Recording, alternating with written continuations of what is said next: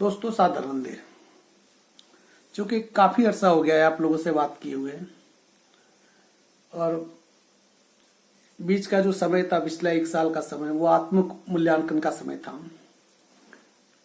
काफी कुछ पढ़ने मिला, देश को नजदीक से जानने का मौका मिला, इतिहास को समझने का मौका मिला। क्योंकि कोरोना कालखंड ऐसा आया जब सब अपने अपने घरों में कैद हो गए थे, और ये वो समय था जब शायद हम अपने आप को बेहतर ढंग से जान सकते थे। पिछले 1 साल से कोरोना और आंदोलन, पूरा देश इन दो शब्दों के चारों तरफ इर्द गिर्द चक्कर काट रहा है। कोरोना लगभग अपनी पहली जयंती अपनी मना लेगा, और मना भी चुका है चीन में तो, और ये मार्च आते आते भारत में भी लगभग 1 साल हो जाएंगे। आज मैं कुछ जिन मुद्दों पर बात करना चाहता हूं, सीधे आज मैं उन मुद्दों पे आता हूं। आज देश का लोकतंत्र आखिर किस दिशा की तरफ जा रहा है। पिछले 1 साल से आपने देखा होगा कि चारों तरफ आंदोलन की धूम मची हुई है। इश्यू कोई भी हो, मौका कोई भी हो, मतलब ये कि सड़कों पे लोग निकलेंगे जरूर, मुद्दा कैसा भी हो। मतलब कई बार तो ये लगता है कि लोगों को निकलने के लिए, या शायद जबरन उनको घर से निकालने के लिए काफी कुछ पापड़ पिछले 1 साल से बेले जा रहे हैं। पहले कभी भी ऐसा नहीं हुआ। आंदोलन तो पहले भी होते थे, घटनाएं पहले भी घटती थी, ये सब पहले भी होता था। पर पिछले 1.5 साल की बात करूं मैं, तो शायद इसमें बहुत तेजी से वृद्धि हो रही है। शायद आप इसे पूरी ढंग से समझ पाएंगे। समय को थोड़ा हम रिवाइंड कर लें। 2014, उसके पहले कांग्रेस की सत्ता रह चुकी थी केंद्र में, मनमोहन सिंह की सरकार। क्योंकि 2014 में गुजरात से एक तूफान उठा, और देखते ही देखते पूरे भारत में छा गया, और जिसे एक चाय वाला कहकर अंडर एस्टिमेट किया गया था, वो देश के लोकतंत्र का सरताज बन गया, नरेंद्र मोदी। और उस समय लोगों ने कहा भी से, फिर विपक्ष से हाय तौबा मचाई। सबसे बड़ा जो दल था दाही में सिमट के रह गया, कहां 400 से वो 40 पर आ गया। तब चारों तरफ एक बात उठी भी सही कि शायद गलती होगी लोगों से कहीं कुछ, या भूलवश हो गया होगा। और ज्यादातर जो बुद्धिजीवी थे उस समय, टीवी पे काफी डिबेट देखी थी 2014 में, जो मोस्ट ऑफ जो बुद्धिजीवी थे, वो सभी बुद्धिजीवी एक ही बात कह रहे थे कि ये मोदी की जीत नहीं है, बल्कि 10 सालों की जो कांग्रेस की सत्ता थी, सत्ता विरोधी लहर की हार है, सत्ता की हार है। क्योंकि 10 सालों में जो कांग्रेस सरकार अखंड भ्रष्टाचार में डूबी हुई थी, चाहे 2G हो, 3G हो, कॉमनवेल्थ हो, यूरिया घोटाला हो, एक भी क्षेत्र ऐसा नहीं छोड़ा था कांग्रेस ने जमीन से लगाकर आसमान तक जहां पर उन्होंने घोटाला नहीं किया है। तो स्वाभाविक बात है, बाकी बुद्धिजीवियों की तरह मैंने भी मान लिया कि ये मोदी की जीत नहीं है, ये लगता है कि सत्ता विरोधी लहर उसकी जीत है। पर पहली बार जिस दिन मोदी को संसद में जाते हुए देखा, और संसद की सीढ़ियों पर उन्हें माथा टेकते हुए देखा, तो लगा कि कुछ तो अलग हुआ है इस बार। हालांकि कितना कुछ अलग हुआ है उसका आकलन अच्छे से अच्छे जो बड़े से बड़े राजनीतिक विश्लेषक थे वो भी शायद नहीं लगा पाए थे, पर लगा कुछ तो अलग हुआ है। और 5 साल मोदी का जो पहला टर्म चला, मोदी की सरकार चली, अच्छा बुरा क्या हुआ उस पर मैं नहीं जाऊंगा, क्या अच्छा किया क्या बुरा किया, क्योंकि उस पर यदि जाऊंगा तो बीच में राजनीति आएगी। तो जब 2014 में मैं डिबेट देख रहा था, और अक्सर जो लोग कह रहे थे कि ये तो सत्ता विरोधी लहर है, तो मुझे लगा कि 2019 में क्या होगा। क्योंकि बहुसंख्य जो बहुमत होता है वो गलती रिपीट नहीं करता है। यदि पहली जीत यदि मोदी की तुक्के की थी, तो 2019 एक प्रकार से उनकी अग्नि परीक्षा थी। और 2019 में भी जब वही मोदी पहले से ज्यादा सीटों पर एक प्रचंड बहुमत से, स्पष्ट बहुमत से फिर हमारी संसद का सिरमौर बना, तब तो मुझे नहीं लगता है कि जो लोग कह रहे थे कि पहली जीत तुक्के की थी, दूसरी जीत भी तुक्के से तो हो ही नहीं सकती है। यदि मोदी गलत होता, यदि मोदी खराब होता, यदि उसका शासन खराब होता, उसकी व्यवस्था खराब होती, तो दूसरी बार कभी भी देश की इतनी बड़ी विशाल जनता, करोड़ों करोड़ों लोग उसी मोदी को प्रचंड बहुमत से जिताकर देश की सत्ता की चाबी नहीं सौंपते। तो मतलब इसका मतलब ये तो मानना पड़ेगा कि जो पिछला टर्म से पिछले जो 5 साल में जो मोदी ने जो 2014 से 19 के बीच में जो काम किए काफी बेहतर किए होंगे। इसमें इसका मतलब यदि नहीं किए होते तो सर कभी भी कुछ लोग मूर्ख हो सकते हैं, सभी लोग एक साथ मूर्ख कभी नहीं होते हैं। न इतनी न तो ईवीएम हैक होती है, न कहीं कुछ नहीं होता है। मतलब ये कि स्पष्ट जनादेश था, 2019 में मोदी को स्पष्ट जनादेश मिला। अब यहां पर मुझे ये समझ में नहीं आ रहा है कि मोदी को जनादेश मिलना लोकतंत्र का अपमान कैसे हो सकता है। जैसे कि अक्सर जो डिबेट चलती है, जो बुद्धिजीवी, कथित जो बुद्धिजीवी कहे जाते, जो लुटियंस जोन के जो पत्रकार है या लुटियंस जोन के जो नेता है, जो पुराने बड़े गाग नेता है, बहुत पुराने समय से दिल्ली में जमे हुए नेता है, एक्चुअली देखा जाए तो मोदी उनकी जमात का कभी नहीं था। मोदी एक बहुत नीचे स्तर से, बहुत एक निम्न तबके से, एक ऐसे परिवार से आया था जिसके खानदान का कोई राजनीतिक बैकग्राउंड नहीं था। सबसे पहली बात है कि जो ऊंचे स्तर पे जो लोग बैठे हुए तो उन्हें ये बात पच नहीं रही थी, और मोदी का ये जो कद है, जो धीरे धीरे इतना ऊंचा हो रहा था, शायद उन्हें ये बात पच नहीं रही थी। अब मैं दूसरे कार्यकाल की बात करूं, क्योंकि पहले कार्यकाल में सब कुछ ठीक हुआ, सबको ये लगा था, कांग्रेस और विपक्ष जो कम्युनिस्ट है, आप है, आम पार्टी, जितनी भी पार्टी है, हम सबको लगा था कि चलो पहली बार तो मोदी तुक्के से आ गया, पर दूसरी बार जब इसी मोदी ने एक धमक के साथ जब वापस आया तो तब इनके जैसे कि काम थोड़े खड़े हुए कि ये व्यक्ति सिर्फ एक T20 मैच में सेंचुरी मारने नहीं आया, ये व्यक्ति एक लंबी पारी खेलने के लिए आया है। और तब सिलसिला शुरू होता है 2019 के बाद में घटिया राजनीति का।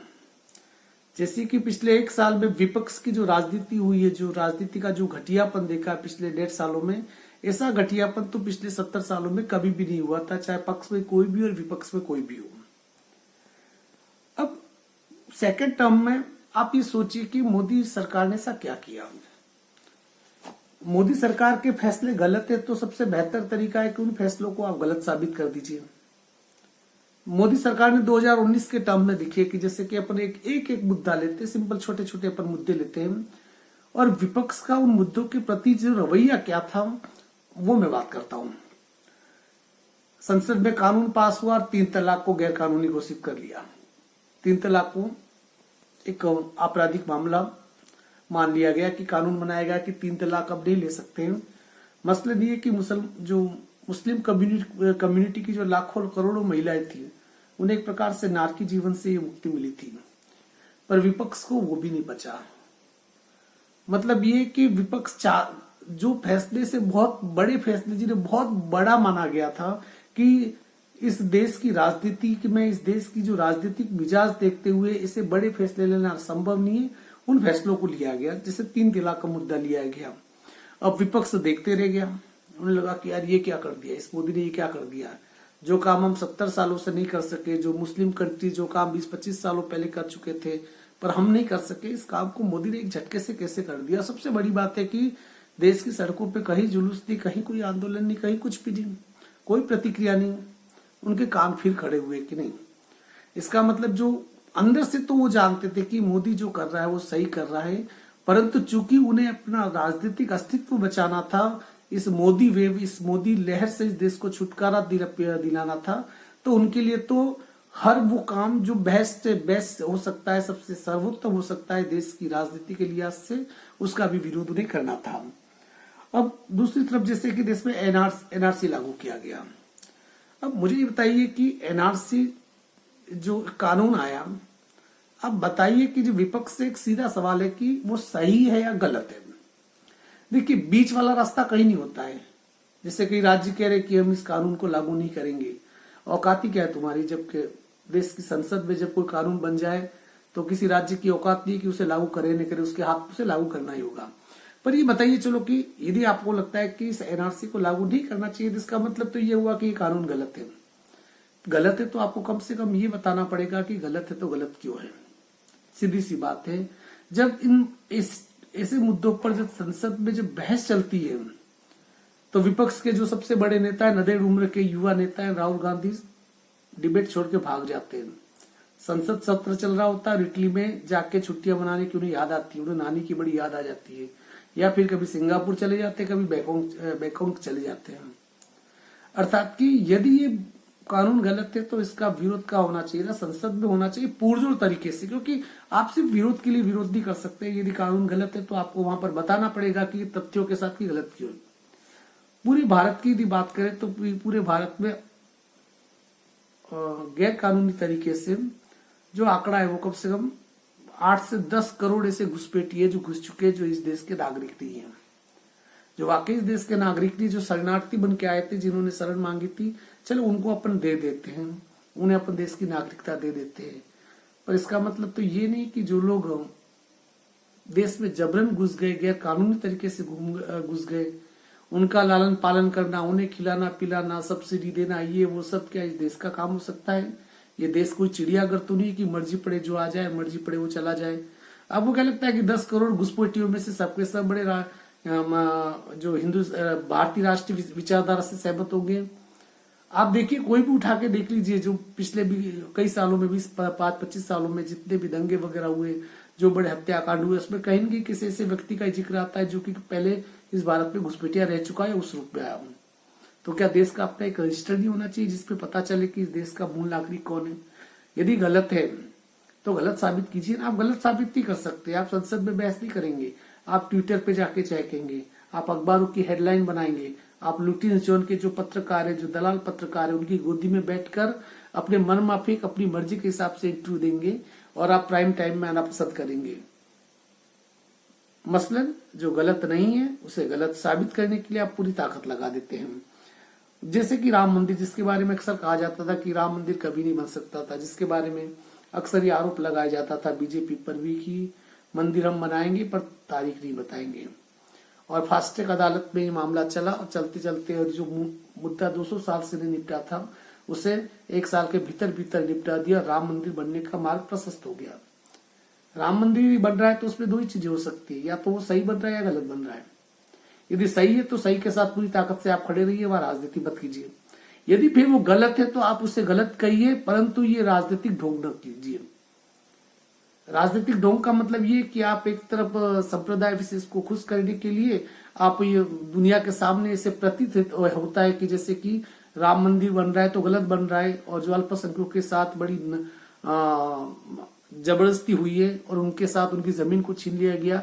आप एक वो नैरेटिव सेट करते हैं उन लोगों के सामने, और इधर हिंदू वोट बैंक को आप खुश रखने के लिए ये जताते हैं कि नहीं राम मंदिर बनना चाहिए। ये दोगली विचारधारा क्यों? यदि आप साथ हैं तो साथ दिखने चाहिए, और यदि आप खिलाफ हो तो आपको खुल के उसकी खिलाफत करनी चाहिए। पर नहीं, आपको हर जगह जैसे कि भूखे कुत्ते को जैसे रोटी के चंद टुकड़े नजर आते हैं, वैसे आपको हर जगह सिर्फ वोट बैंक नजर आता है। अब बात करता हूं कि धारा 370, जिसके बारे में कहा गया था कि तिरंगा उठाने वाला कोई नहीं मिलेगा, कश्मीर में लाशें बिछ जाएगी, और 370 हटा पता ही नहीं चला और 1 साल बीत गया। खून की नदियां बहाने की बात करने वाले एक बूंद खून कश्मीर में नहीं बहा, जिसके बारे में कहा जाता था कि 370 तो हट ही नहीं सकता है। 370 था क्या? संसद तक ने पारित किया था। ये सिर्फ कैबिनेट में एक अध्यादेश लाके धारा 370 दे दी गई थी कि विशेष राज्य का दर्जा दे दिया गया था। आज देखिए कश्मीर की हालत 1 साल के अंदर। आप देखिए कि यदि आज पिछले 6-7 सालों में कश्मीर की बॉर्डर से छूटकर आज तक भारत में आकर आज तक एक भी बम धमाका नहीं हुआ है। किसी बम धमाके में एक भी कोई मासूम नहीं मारा गया, कोई निर्दोष नहीं मारा गया है। जबकि उसके पहले पता था ट्रेनों में होते थे, मंदिरों में होते थे, बसों में धमाके होते थे, सीरियल बम ब्लास्टिंग होती थी, हजारों लोग मारे जाते थे। आपने कसाब का मामला देखा, जो बॉम्बे में हमला हुआ, संसद पे हमला हुआ, सब हमले हुए। पिछले 6.5-7 साल में ये हमले कहाँ गायब हो गए? इसका मतलब सोचिए कि जो पहले जितने भी हमले हुए थे, जो आतंकवादी करतूतें हुई थी, जो वारदातें हुई थी, जघन्य अपराध हुए थे, क्या इसका मतलब ये तो नहीं कि जो सत्ता में बैठे लोगों की उनकी मिलीभगत रही हो, या फिर ऐसा कि जो उनका सॉफ्ट रवैया था कि आतंकवादियों ने सोच लिया था कि भारत में चाहे कुछ भी करो, बिरयानी खाने मिलेगी सालों तक, आप वहां की जेलों में आराम से 5 स्टार स्टाइल से आप जी लेंगे। पर जब लगा कि अब ये नहीं होगा, ये नया भारत है, एक भी बम धमाका नहीं हुआ, तो ये बताइए कि सीधा विपक्ष है कि 370 हटनी चाहिए या नहीं हटनी चाहिए? अगर मगर कोई होता ही नहीं है। चलो 370 हटा दिए, गलत किया या सही किया? यदि सही किया तो फिर साथ क्यों नहीं, और आपको यदि गलत लगता है तो गलत किया तो फिर खुल के विरोध क्यों नहीं? पर आप नहीं करोगे। विरोध करोगे तो एक वोट बैंक खिसक जाएगा, साथ दोगे तो बड़ा वोट बैंक हाथ से फिसल जाएगा। अर्थात कि आपकी जो नजर है उस वोट बैंक के ऊपर पिछले 70 सालों से रही है, अभी नहीं 70 सालों से रही है। इसलिए जो फैसला बहुत आसान था, जिसे बहुत आसानी से क्रियान्वित किया जा सकता था, क्योंकि देश की फौज यही है, देश का पुलिस सिस्टम यही है, सब कुछ जब यही है, सब कुछ जब यही है, तो फिर भी इसको हटाया क्यों नहीं गया? इसे हम हटाने क्यों नहीं पाए? क्योंकि सबसे पहले की हमारी, जिसे कहते हैं कि हमारी जो खोपड़ी वो अलग ढंग से चलती थी। 70 साल से 60 साल से आप सत्ता में रहे तो बस आपको वोट बैंक नजर आता था, हटी और बेहतर ढंग से हटी। और मैं ये कहता हूं कि कई बार कुछ ऐसी जो बड़े कदम होते हैं जिसके परिणाम बहुत जल्दी नजर नहीं आते, पर आने वाले सालों के बाद देखना कश्मीर पूरा बदला बदला होगा, जिसे कहते हैं कि सही जन्नत। जो कश्मीरी पंडित सालों से मारे मारे फिर रहे, उन्हें अपना मुकाम वहां पर मिलेगा, ये पक्का विश्वास है। पर यहाँ पर भी विरोध, यहाँ पर भी आपको गंदी राजनीति, वही मीडिया पे चहचहाना, अनर्गल कुछ भी बोल जाना। अब इसके बाद देखिए, उरी हमला होता है, उरी हमला होता है, सोते हुए जवानों पर हमला किया जाता है, और उसके जवाब में हम सर्जिकल स्ट्राइक करते हैं। और ये दो मंदबुद्धि जो नेता हैं, ये केजरीवाल और राहुल गांधी जैसे लोग आ जाते हैं टीवी पर अपना वही चेहरा लेकर, हमें सबूत चाहिए। अब किसी भी देश के इतिहास में सेना जब कोई कार्रवाई करती है तो क्या सबूत देता है? नेता कहे, चलो नेता कहे, नेता की बात का विरोध समझ में आता है, पर जब सेना कहे कि उन्होंने सर्जिकल स्ट्राइक की, और जब दुश्मन देश ये बहाने की सर्जिकल स्ट्राइक हुई, उनके घर के अंदर घुस के हमने मारा, पर उसके लिए आपको सबूत चाहिए थे। मतलब नेताओं के मन में ये था कि वहां पर किसी अच्छे फिल्म डायरेक्टर को ले जाते, और भारतीय सेना जब हमला कर रही थी तो उसका आराम से फिल्म शूटिंग करते, लाइव लेते उससे, और फिर दुनिया को इन विपक्ष में या संसद में आके बता देते कि देखो हमने इस प्रकार से लोगों को मारा। आपको क्या लगता है, सही है क्या? देश की जो सेना बॉर्डर पे लड़ रही है, जी जान से लड़ रही है।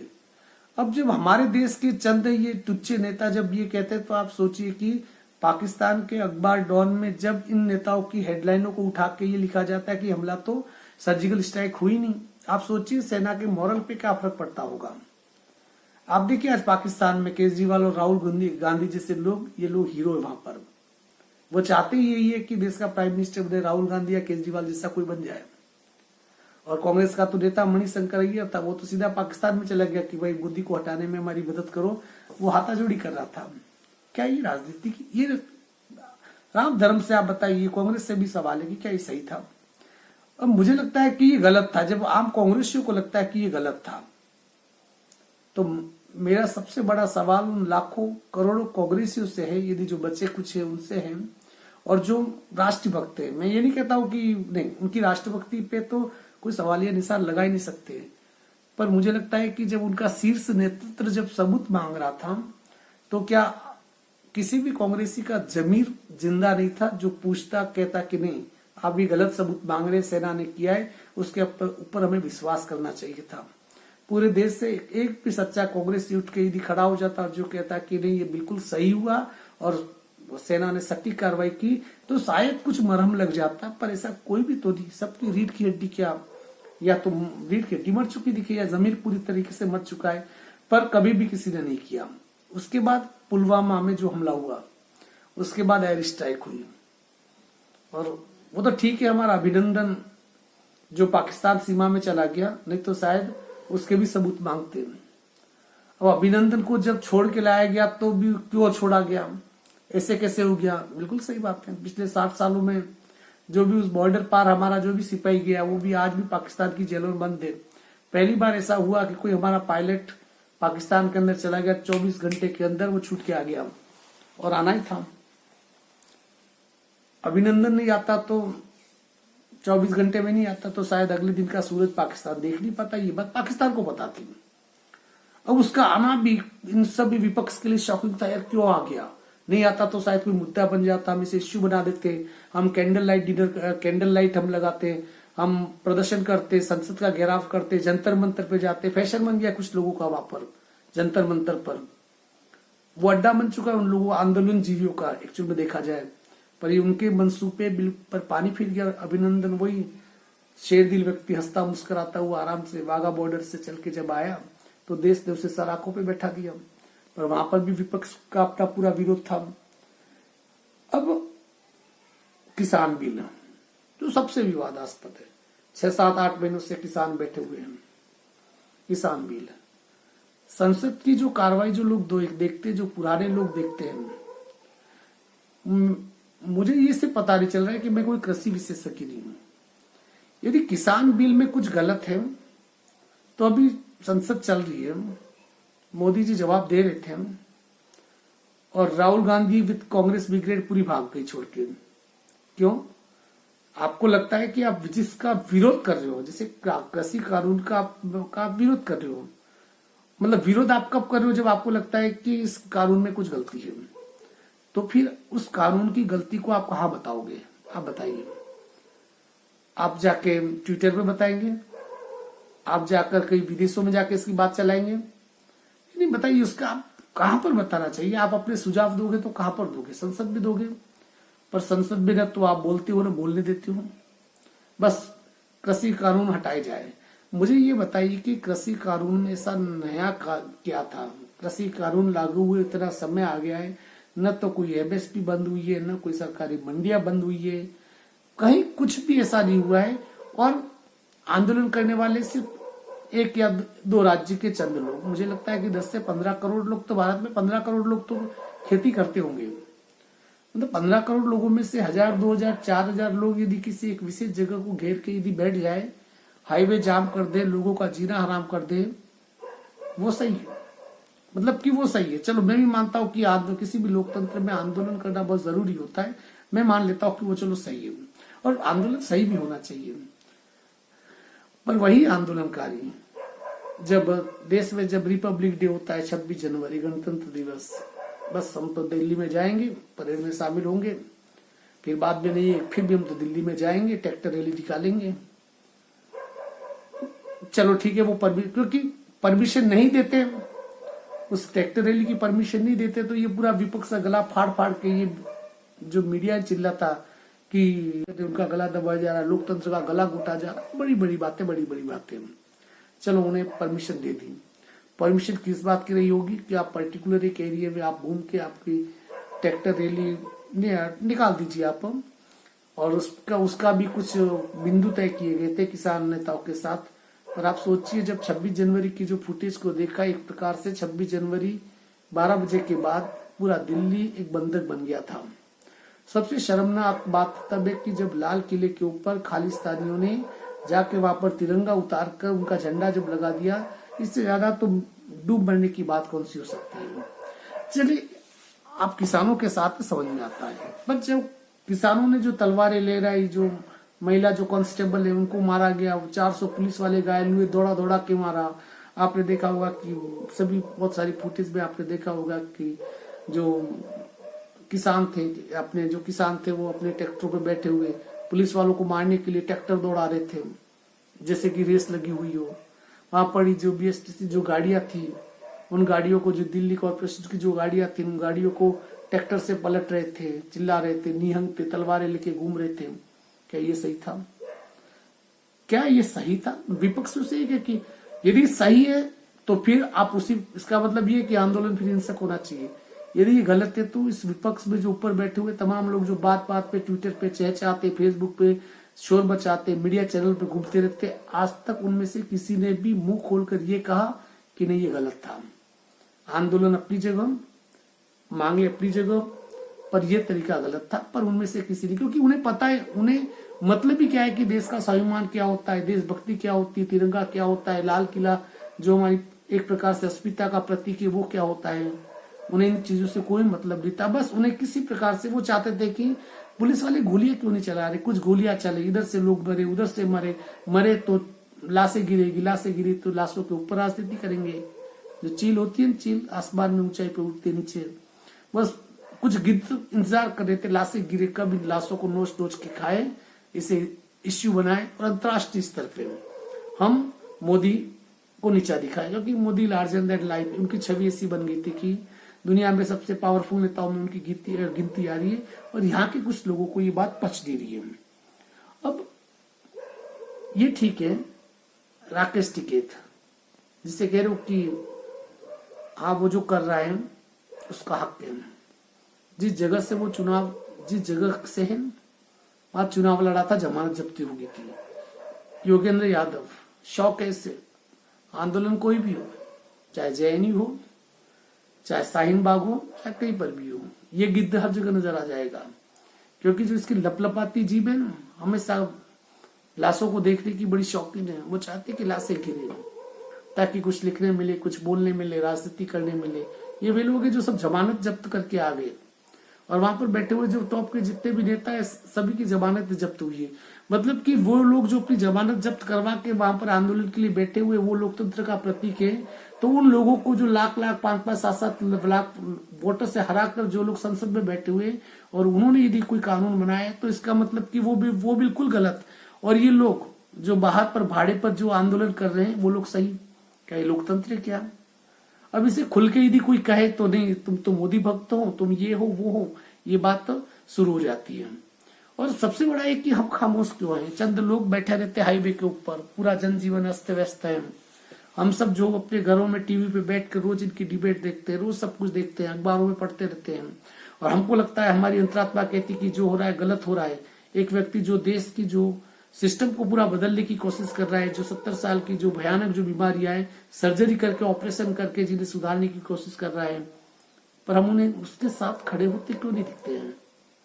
ये आंदोलन करने वाले गलत चीजों पे जो आंदोलन कर रहे हैं आखिर है कितने? मुट्ठी भर। और सबसे ज्यादा कि बर्बाद किसे कर रहे हैं? हम लोगों को। हम अपना टैक्स देते हैं, टैक्स से इस देश के संसाधन जुटते हैं और उसका नुकसान कर रहे हैं, क्योंकि आराम से कर रहे हैं। अब राकेश टिकैत देता है, 250-300 करोड़ की उसकी संपत्ति है, बहुत सारे उसके पेट्रोल पंप है, गैस पंप, सब कुछ है उसका। उसे कहा जा रहा है वो तो 2-4-5 साल से भी बैठा रह सकता है आंदोलन के लिए, क्योंकि उसे तो एक माइक चाहिए और सामने श्रोता चाहिए। नेतागिरी का शौक चढ़ा है, पैसा बहुत है तो क्या करेगा? पर वो गरीब किसानों को अपना इस्तेमाल बना रहा है, क्योंकि जब ऐसा कुछ होगा, जब कोई हिंसा होगी तो लाशें तो उन गरीबों की गिरेगी। राकेश टिकैत जैसे लोग तो भागते फिरेंगे सबसे पहले, ये हम सब जानते हैं, पर हम इसका एक्चुअल में विरोध नहीं कर पाते हैं। अब देखिए, अब देखो इन आंदोलन में आप देखिए, एक ट्वीट किया जाता है मियां खलीफा के द्वारा, रेहाना के द्वारा और ग्रेटा के द्वारा। बिल्कुल विदेशी जितनी भी ताकतें हैं, अचानक उन्हें याद है ग्रेटा जो स्वीडन की है, उसके देश में तो एमएसपी है ही नहीं। 18 साल की लड़की है, बुद्धि होती तो बात ही क्या थी। रेहाना, मियां खलीफा पॉर्न स्टार है, चलो उसकी व्यक्तिगत लाइफ पे अपने जाएंगे, पर वो मायने रखते हैं। हाँ, वो कह दे वो सही, वो कह दे वो बिल्कुल सही। देश का प्राइम मिनिस्टर चीख चीख के संसद में कहेगी न तो एमएसपी है, हमेशा रहेगा, चीख चीख के कहे, उस बात पर, उसकी बात पर किसी को भरोसा नहीं है। वो कह दे, दूर हजारों किलोमीटर दूर बैठे हुई 2-3 लोग यदि ट्विटर पे चहचा दे तो बिल्कुल सही, उन्हें लगता है कि हमें मुद्दा मिल गया। और आप देखिए कि किस प्रकार से जो आपने टूल किट वाला मामला देखा, जो ग्रेटा ने भूलवश ट्विटर पे लोड कर लिया था, और एक प्रकार से आप सीधी बातें की चीजें अब सामने आ रही कि ये तो सबसे बड़ी बात ये कि इतनी बड़ी साजिश थी और जो घटना घटने वाली थी उसके पहले ही ऐसा होगा, इसका पूरी प्लानिंग उन्होंने रोड में पहले ही बना रखा था। मैं 2 दिन से वेट कर रहा हूं कि कोई तो जो विपक्ष में जो लोग बैठे हुए जो किसान आंदोलन का सपोर्ट कर रहे, मुंह खोल के कहे कि नहीं ये तो गलत है। यदि किसान आंदोलन में खालिस्तानी आते तो गलत है, किसान आंदोलन में विदेशी शक्ति आती है तो गलत है। किसान आंदोलन में यदि विदेशी फंड आता है तो गलत है, क्योंकि हमारे अपने देश की लड़ाई है, लोकतांत्रिक मूल्यों की लड़ाई है, हम लड़ सकते हैं यहाँ पर नहीं। एक भी किसी जो विपक्षी नेता है उन्होंने एक ने भी अभी तक उनका विरोध नहीं किया है। वो सब उनके लिए बेचारे, उनके लिए यदि कुछ कहा जाए तो नहीं, आप तो विरोध की आवाज दबा रहे हो, आप लोकतंत्र का गला घोट रह रहे के वही बातें आती है। इसका मतलब ये हुआ कि जो सही है वो चुपचाप बैठे रहे और कुछ चंद मुट्ठी भर लोग हैं जिन्होंने पिछले 70 सालों से मीडिया के ऊपर अघोषित कब्जा जमा रखा है, और अर्थात की राजनीति की तमाम दाव पे जो जानते हैं, इसका मतलब वो सही। अब मसलन उदाहरण आपको मैं बताऊं कि जैसे अब ये चीन का विवाद हुआ, देखो हमने चीन को आमंत्रित नहीं किया कि तुम आओ हम पे आक्रमण करो, किया उन्होंने, वो आगे बढ़े, उनकी हद में वो आगे बढ़े। गलवान जो कांड हुआ, हमारे 15-17 सिपाही मारे गए और आसमान सर पे उठा लिया। जब दोनों तरफ से सीमाएं, दोनों तरफ से जब सेनाएं बॉर्डर पे हो तो वहां पर वैलेंटाइन डे नहीं मनाया जाता है, वहां पर होगा संघर्ष होगा, और हुआ। 15-17 हमारे लोग मारे गए, उनके 40 से ऊपर मारे गए। और आप देखिए, और सेना ने कोई समझौता नहीं किया, सेना के पुरुषार्थ में कोई कमी नहीं थी, क्योंकि सेना को पता था कि हमारे पीछे एक मजबूत राजनीतिक व्यवस्था खड़ी है, वो हमें कम से कम पीछे हटने के लिए कभी नहीं और हुआ ऐसा। अब 2 दिन पहले देखिए, लगातार टीवी मीडिया पे देखिए, सेनाएं पाकिस्तानी जो चीनी सेनाएं बहुत पीछे हट गई, उनके टैंक वगैरह जा रहे और अपनी जो पोस्ट, हालांकि चीनी सेना ने कभी भारत की सीमा को लांगा ही नहीं था। एक सिस्टम होता है कि जो बॉर्डर का जो सिस्टम होता है उसका तो विश्लेषण वो जो यदि बाय द वे जो जनरल जो कहता है वो अपना बयान देता है, सैन्य विशेषज्ञ अपना बयान देते हैं, उसकी बात पे कोई भरोसा नहीं करेगा, मतलब उसकी बात बिल्कुल सही नहीं है। यहाँ पर राहुल गांधी बैठा ट्विटर पे लिख देता है कि इतने हजार वर्ग मीटर जमीन चीनियों ने हमारे कब्जे में की और आसमान सर पे उठा लेते, और सेना एक तरफ कहती कि 1 इंच भी भूमि नहीं ली, तब किसकी बात का भरोसा करें आप बताइए? मंद बुद्धि बालक राहुल गांधी के ऊपर या सेना के उन बड़े बड़े विशेषज्ञों के ऊपर? और आप देखिए, सेना पूरी लौट चुकी है चीनियों की, और एक अपरिपक्व बालक, एक अपरिपक्व युवा चिल्ला कर कहता है कि प्रधानमंत्री का है, अरे भगोड़ा है, इसने समर्पण कर दिया, चीनियों के सामने समर्पण कर दिया। लानत है तुम लोगों की जिंदगी पर। जब मामला 2 देशों के बीच में, और जब देशभक्ति का सवाल पैदा हो, जब सेना का मामला हो, तो सेना के साथ आप जुड़ नहीं सकते हो, तो तुम्हारा जीना मरना ही बेकार है, तुम्हारा ये जन्म ही बेकार है, तुम्हारे लक्षण ऐसे पड़े हुए हैं कि अब मुझे समझ में आ रहा है कि तुम 400 से 40 पे क्यों है, 40 से 4 पे क्यों जाओगे, क्योंकि ये पूरा देश देख रहा है। इस देश का जो वोटर है वो बहुत शार्प है, कंटिन्यू वॉच कर रहा है, बराबर देख रहा है किस मौके पर किसने क्या कहा, सब कुछ ये देख रहे हैं। और होता क्या है आप देखिए, इस देश का सिस्टम क्या है। शाहीन बाग, बड़े जोर शोर से आंदोलन चला, शाहीन बाग, और उसकी आड़ में दिल्ली को झुलसाने की जो उनकी मंशा थी उसमें वो कामयाब भी हो गए। एनआरसी तो नहीं हटाना था, उसके पीछे उन्हें कुछ करना था। वो ध्यान रखना कि ये जो कुछ चंद भेड़िए हैं ना, भेड़िए झुंड में आकर अपनी ताकत दिखाने के लिए आते हैं, यही हुआ। उसको वापस रिपीट किया जा रहा है किसान आंदोलन में। आप देखिए, जब इस देश का आप मिजाज देखिए, देश के मीडिया को आप ध्यान से देखिए, आपको धीरे धीरे एक चीज का एहसास तो आपको हो जाएगा कि एक अखलाक जब मरता है तो ये अंतर्राष्ट्रीय खबर बन जाती है, बनती नहीं है, बना दी जाती है यहाँ के नीच लोगों के द्वारा। एक अखलाक की मौत, और उसे ये इस प्रकार से जो नैरेटिव सेट किया जाता है कि ये लोकतंत्र खत्म हो गया इस देश का, भारत में जैसे तानाशाही आ गई, ये वो सब बहुत बड़ी बड़ी बातें जब शुरू हो जाती है। पर पालघर में एक संत मारा जाता है, एक बेजुबान, एक मासूम इनोसेंट संत जो हाथ जोड़ रहा है, मरने के पहले मुस्कुरा रहा है, उस व्यक्ति को मार दिया जाता है। कहीं कोई आवाज नहीं, कोई नैरेटिव सेट नहीं होता है।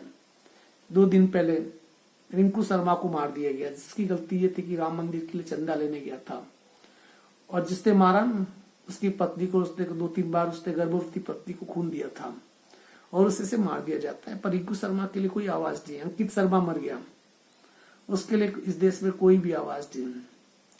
आप देखिए, ऐसे सैकड़ों लोग मारे गए पिछले कई दिन, इस पूरे साल में। पर नहीं, मौत सिर्फ तब होती है जब वो संप्रदाय विशेष की होती है। मॉब लिंचिंग सिर्फ तब होती है जब वो संप्रदाय विशेष की होती है, क्योंकि हिंदू मरे तो कोई खबर नहीं है, ये कोई सुर्खी नहीं है। वो कितने भी गलत तरीके से मरे तो भी सुर्खी नहीं है। क्योंकि उसकी मौत की खबर सुर्खियां इसलिए नहीं बनती क्योंकि सबको पता है कि सोया हुआ हिंदू है, वोट बैंक नहीं है, और इसकी ऐसी छोटी मोटी खबर को सुर्खियां बनाने से वोट वैसे मिलने वाला है नहीं, और यही हो रहा है।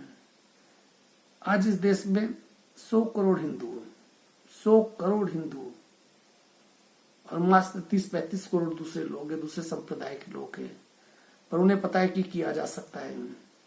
वो अच्छी तरीके से जानते कि 100 करोड़ जो हिंदू हैं वो कभी भी एक साथ खड़े नहीं होंगे। खड़े हुए होते तो इस देश का इतिहास और भूगोल दोनों अलग होता। पर अफसोस की बात है कि शायद हम अब भी यदि नहीं सीखे तो पता नहीं कब सीखेंगे, या हम आने वाली पीढ़ियों के लिए क्या देके जाएंगे। हम ये नहीं कह रहे कि हम किसी धर्म से नफरत नहीं करते हैं, हम अपने धर्म से मोहब्बत करते हैं। कोई मेरे धर्म पे यदि उंगली उठाए तो फिर मैं चुप नहीं बैठ सकता हूँ। हाँ, मैं दूसरे धर्म पे उंगली नहीं उठाऊंगा, ये हर हिंदू अपने आप में वादा कर सकता है, वो कभी भी नहीं उठाएगा। हम हिंसा नहीं करते हैं और करेंगे भी नहीं। हिंदू हिंसा नहीं करता है क्योंकि हमारे डीएनए में हिंसा नहीं है। हाँ, पर यो कि कोई हमारे खिलाफ यदि हमारे भाइयों के खिलाफ हिंसा करेगा तो फिर इतने अहिंसक भी हम नहीं है, गांधीवादी हम नहीं है कि एक गाल पे तो कोई चाटा मार दे दूसरा गाल आगे कर दे, इतने भी अहिंसक हम नहीं है, क्योंकि बदला हुआ भारत है। गांधी बहुत पीछे छूट गया है, उनका युग बहुत पीछे खत्म हो गया है। आज ये कि आप प्रेम से रहो तो आपके साथ है, नफरत तो हमें बर्दाश्त नहीं। और कोई हमारे धर्म से नफरत करे, धर्म के नाम पे नफरत करे तो शायद अब हम बर्दाश्त नहीं कर पाएंगे, ये देश बर्दाश्त नहीं कर पाएगा। और आप देखिए, यकीन मानिए कि अब मोदी को कहाँ जीतता बीतता है कोई। ये अब राजनीति से बहुत ऊपर की लड़ाई बन चुकी है, और बहुत जल्दी कुछ बिल और भी आएंगे जो चूहे उधर बिलों से निकल रहे हैं और निकलेंगे, कुछ विषैले सांप फिर निकलेंगे। अब मुझे भी नहीं लगता है कि सब काम करने के बाद मोदी आपके पास वोट मांगने आएगा। आपकी मर्जी हो तो दीजिए, मर्जी हो तो मत दीजिए।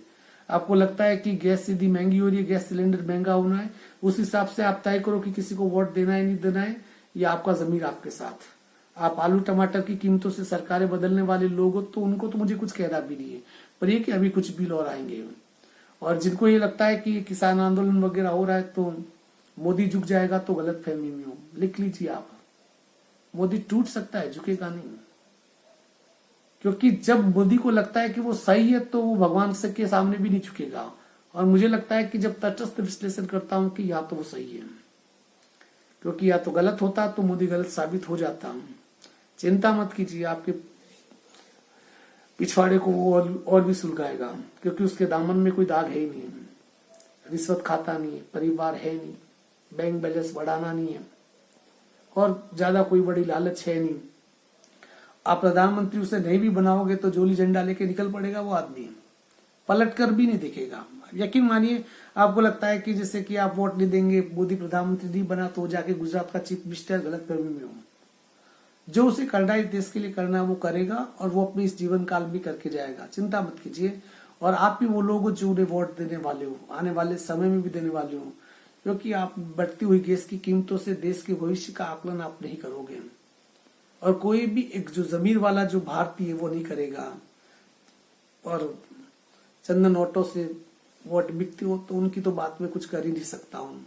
आज के लिए तय काफी लंबी रात हो चुकी है, लगभग आधी रात होने आई है, और काफी दिनों से मन में जो उधेड़ बुन चल रही थी, एक जो सोच रहा था मैं कि आखिर क्या हो रहा है, पर मुझे लगा कि अब भी चुप रहना उतना भी ठीक नहीं है।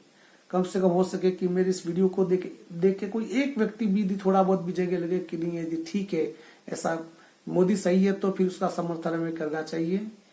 क्योंकि एक गलती हम पहले कर चुके, कुरुक्षेत्र के उस युद्ध में चक्रव्यूह में अभिमन्यु अकेला रह गया था, और सैकड़ों कौरवों ने मिलकर घेर के उसे तड़पा के मारा था। इतिहास वापस नहीं दोहरा जाए। अब हम बर्दाश्त नहीं कर सकते कि हमारा कोई अभिमन्यु किसी चक्रव्यूह में फिर से अकेला रह जाए। कोशिश पूरी होगी कि उसे अकेला कर दिया जाए।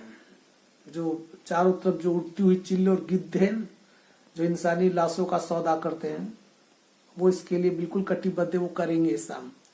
ये हमारे विवेक के ऊपर डिपेंड करता है कि हम इस राष्ट्र हित के नाम पे हम कितना कुछ कर पाते हैं। आज की ये युवा पीढ़ी जो बहकती नहीं है जल्दी, जो समझदार है, जो दिल से नहीं जो दिमाग से फैसले लेती है, वो शायद बहुत जल्दी समझेगी इस चीज को और समझ भी रही है। आज के लिए दोस्तों इतना ही काफी। धन्यवाद। जय हिंद, जय भारत।